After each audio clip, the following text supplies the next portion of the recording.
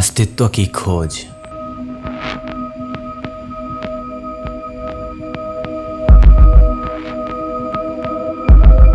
जीवन का परम उद्देश्य,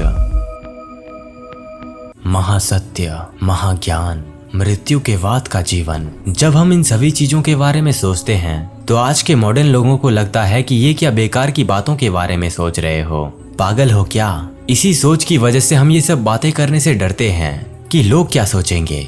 आपका तो पता नहीं, पर जब भी मैं दूसरों से ये सब बातें करता हूँ ना, ब्रह्मांड से लेकर जीवन, जन्म और मृत्यु तक, तो लोग मेरी बातों का मजाक बना करके रख देते हैं। कुछ मेरे जैसे सोचने वाले लोग ही मेरी बातों को समझ पाते हैं, जैसे अभी आप मेरी बातें सुन रहे हो। खैर, लोग जो भी सोचें, भौतिक जगत में लिप्त रहने वाले लोग क्या जानते हैं इन सब चीजों के बारे में। जब मृत्यु उनके द्वार पर खड़ी होगी ना, तभी वो एक आखिरी और पहली बार सोचेंगे कि क्या मेरे अस्तित्व का अंत हो जाएगा, इसके बाद मेरा क्या होगा। अरे मैंने तो महाज्ञान पाया ही नहीं, मैंने तो जीवन को समझा ही नहीं, मैंने तो इस क्षणभंगुर दुनिया में ही अपने मूल्यवान समय को बर्बाद करके रख दिया। दोस्तों, दुनिया में हजारों प्रकार के लोग मौजूद होते हैं जो अपने अंदर हजारों प्रकार की इच्छाएं और लक्ष्य बना करके रखते हैं। किसी को समाज में श्रेष्ठ बनना है, तो किसी को धनवान, किसी को भौतिक सुख चाहिए, तो किसी को प्रेम, तो किसी को अकेलेपन का अनंत अंधकार। पर उन्हीं में से कुछ लोग ऐसे भी होते हैं जो अनंत को देखते हैं और ये सोचते हैं कि क्या है ये सब,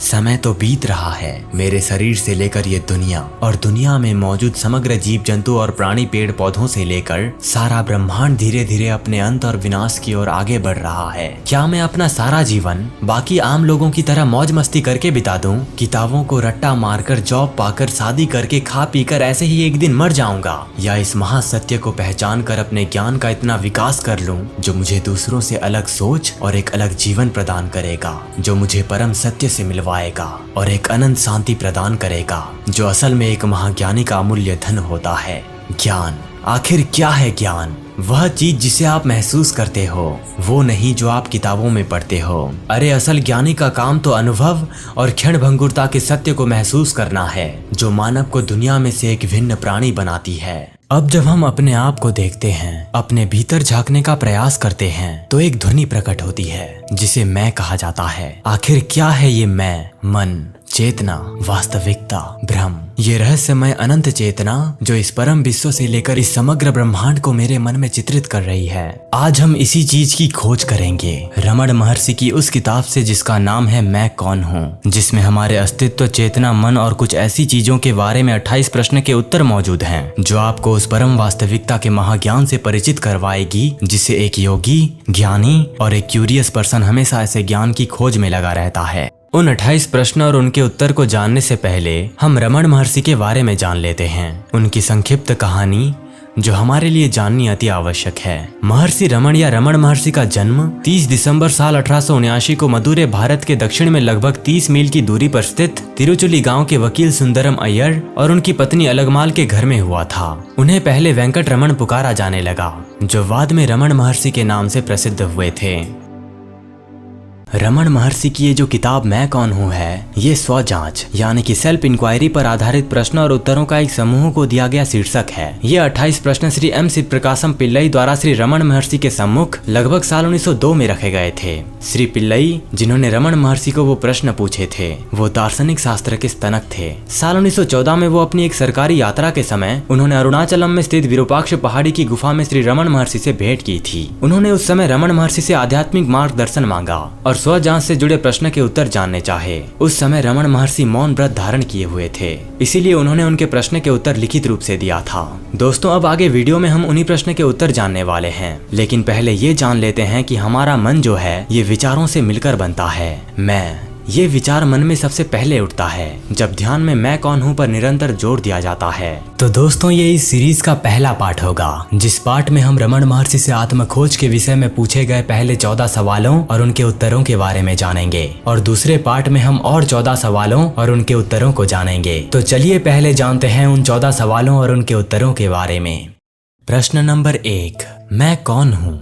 रमण महर्षि पिल्लई से कहते हैं, स्थूल शरीर 7 हास्यों यानी धातुओं से बना है। मैं 5 संज्ञानात्मक ज्ञानेंद्रियां नहीं हूँ, मतलब सुनने, स्पर्श, दृष्टि, स्वाद और गंध की इंद्रियां, जो अपने से संबंधित सभी वस्तुओं को पकड़ लेती हैं, जैसे कि भाषा, हरकत, लोभ, उत्सर्जन जिसके अपने अपने कार्य होते हैं, अर्थात बोलना, हिलना, ग्रहण करना और आनंद लेना। मैं 5 महत्वपूर्ण वायु या प्राण आदि भी नहीं हूँ जो क्रमशः 5 कार्य करते हैं, श्वास प्रश्वास आदि।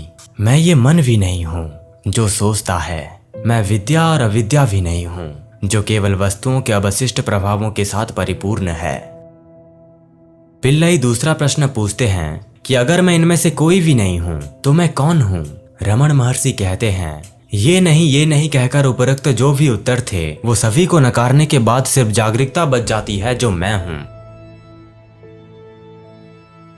जागरूकता की प्रकृति क्या है? जागरूकता की प्रकृति अस्तित्व, चेतना और आनंद है। रमण महर्षि सिखाते हैं कि जागरूकता ही स्वयं का सच्चा स्वरूप है। ये अपरिवर्तनीय अंतर्निहित वास्तविकता है जो हम सब में मौजूद होता है। जागरूकता किसी विशेष विचार, भावना या संवेदना तक सीमित नहीं है। ये शुद्ध चेतना है जो हमारे सभी अनुभवों से अवगत है। रमण महर्षि ये भी सिखाते हैं कि जागरूकता सत्य, चित्त और आनंद है, जिसका अर्थ होता है अस्तित्व, चेतना और आनंद। इसका मतलब ये है कि जागरूकता न केवल जागरूक है बल्कि वास्तविक और आनंददायक भी है। ये समस्त अस्तित्व का स्रोत है और ये परम सुख है।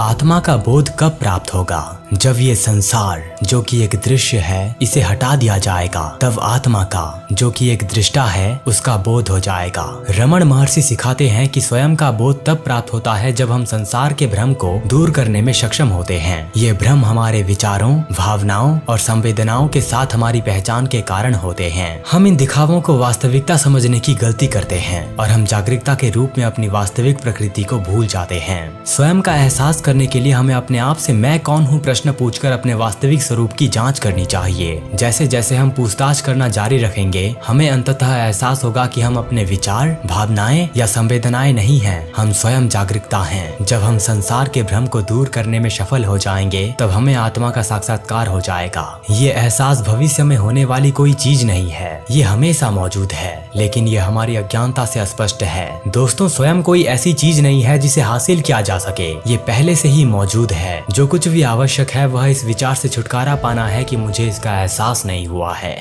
क्या संसार में रहते इसे वास्तविक मानते हुए भी आत्मा का बोध नहीं होगा? अरे संसार स्वयं के प्रति में बाधा नहीं है, बाधा ये विचार है कि मैं करता हूँ। रमण महर्षि सिखाते हैं कि संसार स्वयं के प्रति में बाधा नहीं है। अरे असली बाधा तो अहंकार के साथ हमारी पहचान है। अहंकार स्वयं की झूठी भावना है जो तब उत्पन्न होती है जब हम ये मानते हैं कि हम ही हमारे विचार, भावनाएं और संवेदनाएं हैं। जब हमारी पहचान अहंकार से हो जाती है तो हम लगातार दुनिया को नियंत्रित करने और इसे अपनी इच्छाओं के अनुरूप बनाने की कोशिश कर रहे हैं। इससे बहुत दुख पैदा होता है क्योंकि दुनिया हमेशा बदलती रहती है और अप्रत्याशित होती है। स्वयं को महसूस करने का तरीका अहंकार को त्यागना है। इसका मतलब ये एहसास करना है कि हमारे विचार, भावनाएं या संवेदनाएं हम नहीं हैं। दोस्तों, ये याद रखिए कि संसार में रहकर भी मनुष्य इससे मुक्त हो सकता है। आत्म साक्षात्कार का साधन क्या है? आत्म साक्षात्कार का साधन आत्म जांच है। रमण महर्षि कहते हैं कि आत्म जांच आत्म साक्षात्कार का सबसे प्रत्यक्ष और प्रभावी साधन है। आत्म जांच में बार बार ये प्रश्न पूछना शामिल है कि मैं कौन हूँ, और उत्तर पर ध्यान देना। जैसे जैसे हम अपनी वास्तविक प्रकृति की जांच करना जारी रखते हैं, हमें अंततः एहसास होगा कि हम अपने विचार, भावनाएं या संवेदनाएं नहीं हैं, हम स्वयं जागरूकता हैं। दोस्तों, कहने का मतलब ये है कि आत्म जांच ही आत्म साक्षात्कार प्राप्त करने का एकमात्र साधन है। आत्मा और मन में क्या अंतर है? रमण महर्षि के अनुसार स्वयं ही अंदर का वास्तविकता आप है, जो आप वास्तविक में गहरे स्तर पर हैं। ये जागरूकता की एक उज्जवल रोशनी की तरह है जो हमेशा मौजूद रहती है। दूसरी ओर दिमाग एक उपकरण या मशीन की तरह है जो आपको सोचने, याद रखने और चीजों का अनुभव करने में मदद करता है। ये विचारों और भावनाओं की एक धारा की तरह है जो लगातार आती और जाती रहती है। तो स्वयं आपका वो हिस्सा है जो बदलती नहीं है। चाहे आपके मन में कोई भी विचार या भावनाएं क्यों ना आ जाएं, वो हमेशा मौजूद रहता है। ये आपके अस्तित्व के मूल की तरह है। हालांकि मन हमेशा बदलता रहता है, एक नदी की तरह जो बहती रहती है। कभी ये शांत होता है तो कभी लहरों से भरा होता है। जब हम स्वयं को जानने के बारे में बात करते हैं तो इसका अर्थ है कि अपने मन में विचारों और भावनाओं से परे जाना और अपने उस गहरे हिस्से स्वयं से जुड़ना। यदि आत्मा अपरिवर्तनीय वास्तविकता है तो मुझे इतने परिवर्तन का अनुभव क्यों होता है? रमण महर्षि के अनुसार यद्यपि स्वयं अपरिवर्तनीय है, परिवर्तन का अनुभव मन और उसकी गतिविधियों के साथ हमारी पहचान के कारण उत्पन्न होता है। हम मन में उठने वाले निरंतर विचारों, भावनाओं और अनुभवों में फंस जाते हैं, जिससे परिवर्तन और प्रवाह की भावना पैदा होती है। मन एक दर्पण की तरह है जो बदलती दुनिया को प्रतिबिंबित करता है, और जब हम गलती से खुद को मन के साथ पहचान लेते हैं तो हम परिवर्तन के प्रभावों को महसूस करते हैं। हालांकि अगर हम अपना ध्यान अंदर की ओर मोड़ सकते हैं और अपने सच्चे स्व का एहसास कर सकते हैं जो कि मन से परे है, तो हम अपने अस्तित्व के अपरिवर्तनीय पहलू को पहचान सकते हैं। यदि आत्मा शुद्ध साक्षी है तो मुझे संसार से इतना जुड़ाव क्यों महसूस होता है? हम दुनिया से जुड़ाव महसूस करते हैं क्योंकि हमारा मानना है कि हम अलग अलग व्यक्ति हैं। ये समझकर कि हम शुद्ध साक्षी हैं और आत्म जांच का अभ्यास करके हम बदलती दुनिया के प्रति लगाव को छोड़ सकते हैं और आंतरिक संतुष्टि पा सकते हैं। मैं अपने आप को मन की आसक्तियों से कैसे मुक्त कर सकता हूँ? रमण महर्षि उत्तर देते हैं, अपने आप को मन की आसक्तियों से मुक्त करने के लिए उनमें फंसे बिना अपने विचारों और भावनाओं का निरीक्षण करें। उस जागरूकता पर ध्यान केंद्रित करें जो उन्हें देख रही है। पहचानें कि विचार और भावनाएं अस्थायी हैं, लेकिन सच्चा स्व अपरिवर्तित रहता है। आप वैराग्य विकसित करेंगे और अपने भीतर पूर्णता पाएंगे, जिससे अधिक स्वतंत्रता और शांति मिलेगी। आत्मा का स्वरूप क्या है? श्री रमण महर्षि के अनुसार स्वयं की प्रकृति शुद्ध चेतना या जागरूकता है। ये हमारे अस्तित्व का अपरिवर्तनीय सार है जो मन और शरीर से परे मौजूद है। आत्मा शाश्वत, शांतिपूर्ण और जीवन के उतार चढ़ाव से अप्रभावित है। अपने वास्तविक स्वरूप को स्वयं के रूप में महसूस करके हम गहन आंतरिक शांति और स्वतंत्रता का अनुभव कर सकते हैं। मैं स्वयं का एहसास कैसे कर सकता हूँ? स्वयं का एहसास करने के लिए श्री रमण महर्षि कहते हैं कि आत्म जांच में संलग्न हो और अपना ध्यान अपने भीतर जागरूकता के स्रोत की ओर मोड़ें। मैं कौन हूँ प्रश्न करके और मन का अवलोकन करते हुए आप धीरे धीरे विचारों और भावनाओं के साथ तादात्म्य को पार कर सकते हैं, जिससे स्वयं का प्रत्यक्ष अनुभव प्राप्त हो सकता है। जीवन का उद्देश्य क्या है? महर्षि के अनुसार जीवन का उद्देश्य स्वयं के वास्तविक स्वरूप को महसूस करना और जन्म और मृत्यु के चक्र से मुक्ति प्राप्त करना है। अपनी वास्तविक पहचान को समझकर और स्वयं में बने रहकर हम दुखों पर काबू पा सकते हैं और स्थायी शांति पा सकते हैं। सत्य और भ्रम में क्या अंतर है? सत्य वह अपरिवर्तनशील वास्तविकता है जो सभी अनुभवों का आधार है, जबकि भ्रम का तात्पर्य हमेशा बदलती उपस्थिति से है जो हमें एक अलग अस्तित्व में विश्वास करने के लिए धोखा देती है। सत्य और भ्रम के बीच अंतर को समझकर हम झूठी पहचान से अलग हो सकते हैं और शाश्वत स्व के रूप में अपनी आवश्यक प्रकृति की सच्चाई में बने रह सकते हैं। तो इस वीडियो में हमने आत्मा, चेतना और मन की प्रकृति के साथ साथ जीवन को समझा। इस वीडियो के दूसरे और आखिरी पार्ट में हम और दिलचस्प सवालों के जवाब जानने वाले हैं। तो उम्मीद है दोस्तों आपने मेरे हर शब्दों को गहराई से सुना होगा। अगर आप कुछ समझ नहीं पाए तो वीडियो को एक बार फिर देख सकते हैं या फिर कॉमेंट में मुझसे पूछ सकते हैं। मिलते हैं इस वीडियो के दूसरे और आखिरी पार्ट में, जो आत्मज्ञानी रमण महर्षि के उस अनंत ज्ञान से हमें अवगत करवाएगी जो आपकी आत्मा और मन को पवित्र करके रख देगा और आपको महाज्ञान प्रदान करेगा। तो आज के वीडियो में बस इतना ही। आपका मूल्यवान समय देने के लिए धन्यवाद।